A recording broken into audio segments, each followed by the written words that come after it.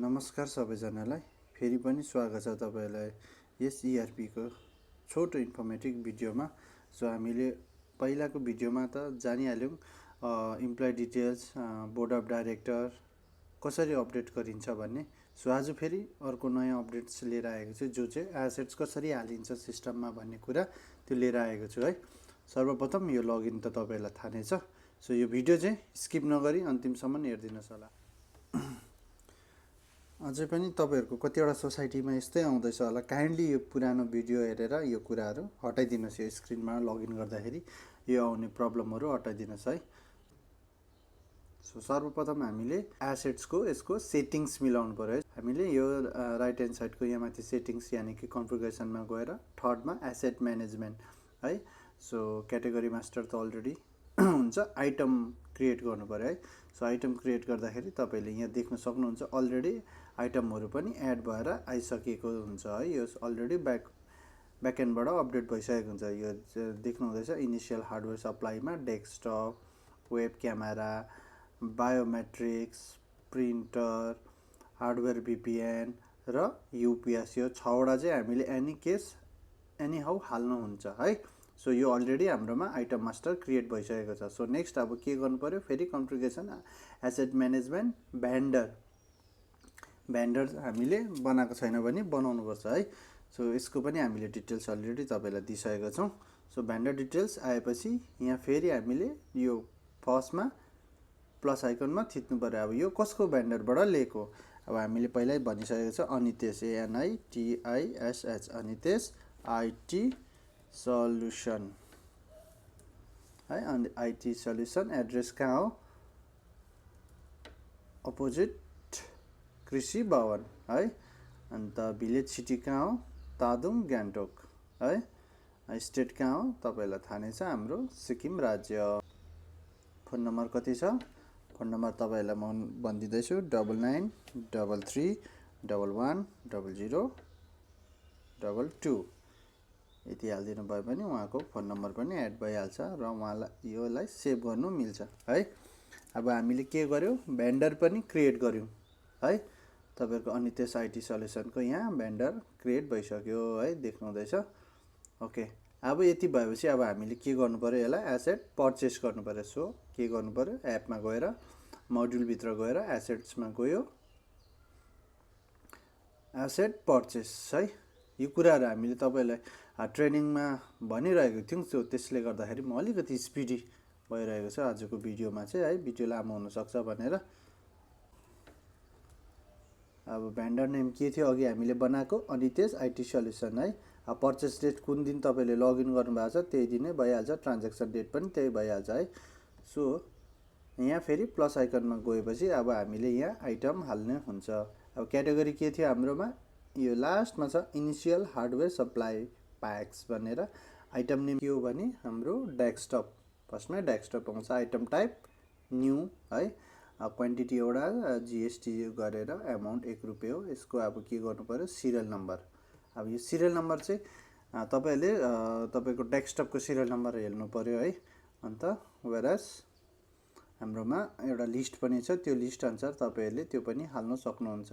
So मेरो desktop भनेपछि डेस्कटपको यो त काइन्डली तपाईहरुले एक्सेलमा नहेर्नुस्, तपाईहरुको सोसाइटीमा जे छ त्यसलाई एकताल चेक गर्नुस् है। मैले चाहिँ मेरोमा यो छ, मैले यो अपडेट गरिदिँदै छु। सो यो ट्रान्ज्याक्सन डेट अफ रिसिभ कहिले, जुन दिन तपाईले यो अपडेट गर्नु हुँदैछ त्यही दिनको डेट लगाइदिँदा केही इस्यु छैन। अब नेक्स्ट फेरि के गर्नु पर्यो, पेज खोलिन्छ है। यसरी नै अब इनिशियल हार्डवेयर सप्लाई अब डेस्कटप भयो। अब नेक्स्ट के छ हाम्रोमा, वेब क्यामेरा, वेब क्याम लगाउनु पर्यो न्यू है। त्यहाँदेखि वेब क्यामको सिरियल नम्बर कति छ, फेरि तपाईहरुको वेब क्यामको सिरियल नम्बर चेक गर्नु पर्यो है। अब इन केस तपाईहरुकोमा यो वेब क्याम छैन, वेब क्यामको सिरियल नम्बरहरु केही छैन भने तपाईले काइन्डली तपाईहरुको डिस्ट्रिक्ट अफिसमा कन्ट्याक्ट गर्न सक्नुहुन्छ। तपाईको सिनियरलाई कन्ट्याक्ट गरेर यो 6 वटा चाहिँ एनी हाउ हामीले अपडेट गर्नु हुन्छ है। सो अब नेक्स्ट फेरि वेब क्याम भयो। अब बायोमेट्रिक्स पनि न्यू हैन, यसको सिरियल नम्बर अब फेरि बायोमेट्रिक्सको सिरियल नम्बर।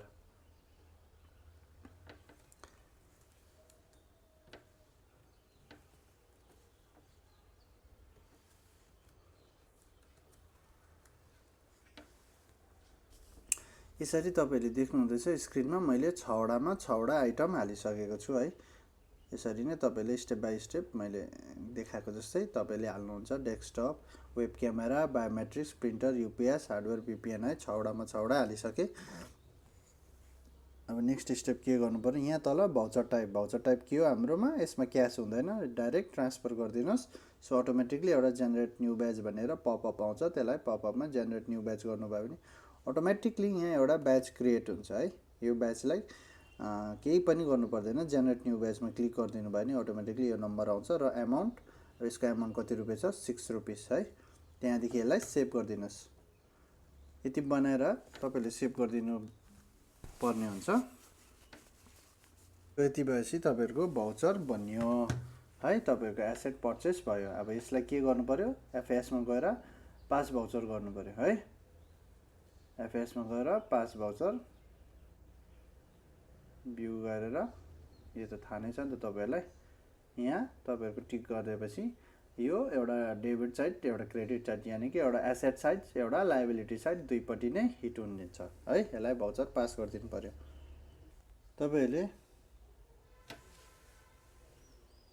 तपाईँले भाउचर पास गरिसकेपछि अब यो भाउचर चाहिँ कहाँ के भयो भनेर चेक गर्नुको लागि चाहिँ तपाईँले एफएसमै गएर फेरि एकताल रिपोर्ट चेक गर्नुहोस्।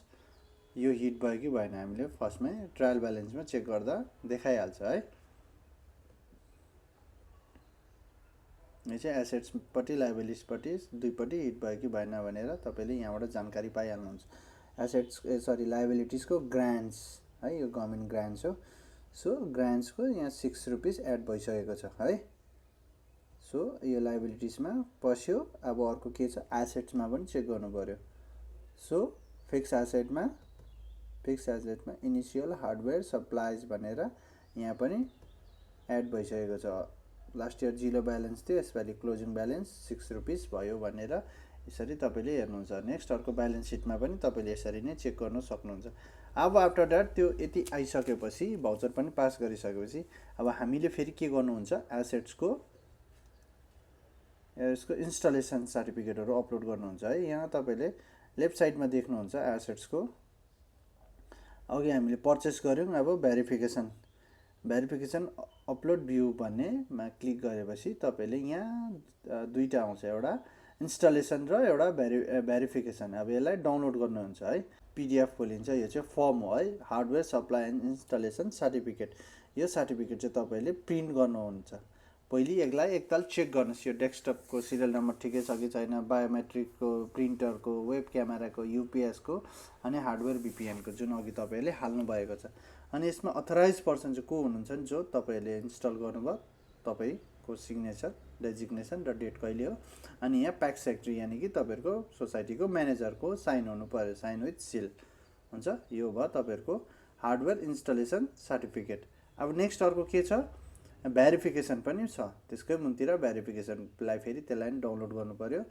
भेरिफिकेसन पनि डाउनलोड भएपछि सेम आउँछ, हार्डवेयर माथि जस्ट नाम मात्रै चेन्ज हुन्छ, hardware physical verification and ability certificate भनेर त्यही सिरियल नम्बरहरूकै फर्म डाउनलोड हुन्छ। यसमा चाहिँ के हुन्छ भने यो चाहिँ भेरिफिकेसन गर्ने हुन्छ है। यो चाहिँ कसले गर्छ भने डिसिसिबी यानि कि तपाईँहरूको डिस्ट्रिक्ट सिस्को ब्याङ्क अथवा सिस्को ब्याङ्कले तपाईँहरूको यो भेरिफिकेसन गर्छ। र अर्को के छ, तपाईँहरूको एआरडिआर मिन्स तपाईँको एआरसिआर सर म्याडम जो पनि हुनुहुन्छ उहाँहरूले यो भेरिफिकेसनमा साइन गर्नुपर्छ विथ सिल एन्ड स्ट्याम्प।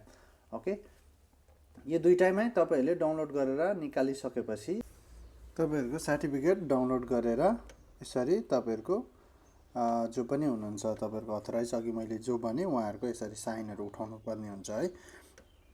यो भयो तपाईँहरूको इन्स्टलेसन सर्टिफिकेट है। यहाँ देख्नुहुँदैछ यो इन्स्टलेसन सर्टिफिकेट यसरी प्रिन्ट निकालेर साइन गराउनु पर्यो। यो भयो भेरिफिकेसन सर्टिफिकेट है। यसरी तपाईँले ब्याङ्कको र तपाईँहरूको एआरसिआर जो पनि हुनुहुन्छ एआरडिआर उहाँहरूको साइनहरू यसरी उठाउनु हुन्छ। सो त्योलाई चाहिँ हामीले यहाँ एक एकवटा अघि मैले भने जस्तै यहाँ एक एकवटा टिक गर्दै तपाईँले यहाँ चुज डकुमेन्ट्स गर्यो है। चुज डकुमेन्ट्स गरेपछि अघि तपाईँले जहाँ राख्नु भएको छ त्यसलाई क्लिक गरेर ओपन गर्दै यहाँ अपलोड गरिदिनु पर्यो। यहाँ अपलोड गर्ने जग्गा छ है। यहाँ तपाईँले दुईटै फर्म छ यिनीहरूलाई अपलोड गरिदिनुहोस्। के अपलोड गर्नु भएको छ साइनहरू गरेको तपाईँले देख्नुहुँदैछ यहाँ तल मजाले देखाइहाल्छ है। अनि अब यो भयो अर्को कतिवटा सर्टिफिकेट हाल्नु भएको छ त्यो सबै यहाँ तल यसरी देखाइहालिन्छ है। तपाईँको म्यानेजर तपाईँको यसरी देखाइन्छ। यति यो कुरा पनि तपाईँले 31/3/2026 भन्दा अगाडि गरिदिनुहोस्। अब हामीले जब पर्चेस गरिसक्छौँ भेरिफिकेसन अपलोड भ्यूहरू गरिसक्छौँ after that purchase upload view है। तपाईँले यसमा तपाईँहरूको एसेट्सको फोटोहरू हाल्ने हुन्छ है। तपाईँहरूले पर्चेस डेट अब कुन दिन तपाईँले त्यो पर्चेस लगाउनु भएको छ त्यो दिनको डेट यहाँ लगाउनुहोस्। पिओ नम्बर यानि कि पर्चेस नम्बर अघि जुन तपाईँहरूले बनाउनु भएको छ त्यसको डिटेल्स यहाँ अटोमेटिकली आइहाल्छ है। यहाँ पर्चेस नम्बरहरू लगाउने हुन्छ होइन। तपाईँहरूको जुन तपाईँले अघि जुन लगाउनु भएको छ त्यो लगाउनुहोस्। आफ्टर द्याट यहाँ भ्यू गर्नुभयो भने यहाँ तल तपाईँको यो सबै तपाईँको क्याटेगोरी के थियो, आइटम नाम के थियो, क्वान्टिटी कति थियो यो सबै यहाँ तल खुलिन्छ, पपअप खुलिन्छ है।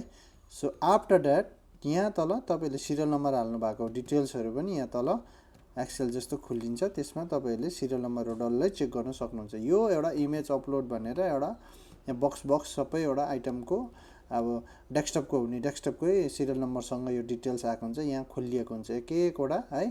त्यसमा तपाईँहरूले इमेज अपलोड भन्ने यहाँ लास्टको यसलाई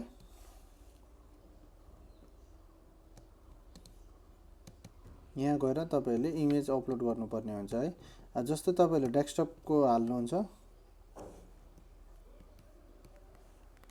डेस्कटपको हाल्नु पऱ्यो भने तपाईँले सिम्पल डेस्कटपको फोटो यस्तो खालको खिचिदिनुहोस् ताकि यसमा सिरियल नम्बर जुन तपाईँहरूको अघि हाल्नु भएको छ यस्तै खालके सिरियल नम्बरसँग लेखेर यसरी फोटो हालिदिनु भयो भने दामी हुन्छ।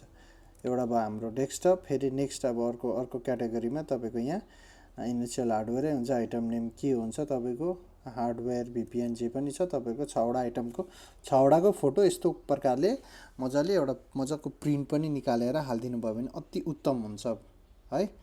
तपाईँको आइटम पनि डल्लै देख्ने साथसाथमा तपाईँहरूको यो सिरियल नम्बर पनि मजाले देख्ने है। 6वटाको वेब क्यामको यस्तो खालके हुन्छ यो डल्लै तपाईँले राख्न सक्नुहुन्छ। यो हार्डवेयर भिपिएन भनेको चाहिँ यो राउटर हो, टिपी लिङ्कको हुन्छ है यो। अन्त यो तपाईँहरूको प्रिन्टर यति चाहिँ तपाईँहरूले अपडेट गरिदिनु भयो भने यहाँ त्यहाँदेखि तल गएर सेभ गर्ने जग्गा हुन्छ, सेभ गर्न सक्नुहुन्छ है। यति भन्दै मेरो यस छोटो एसेट्सको भिडियो यहीँ समाप्त गर्न चाहन्छु। धन्यवाद।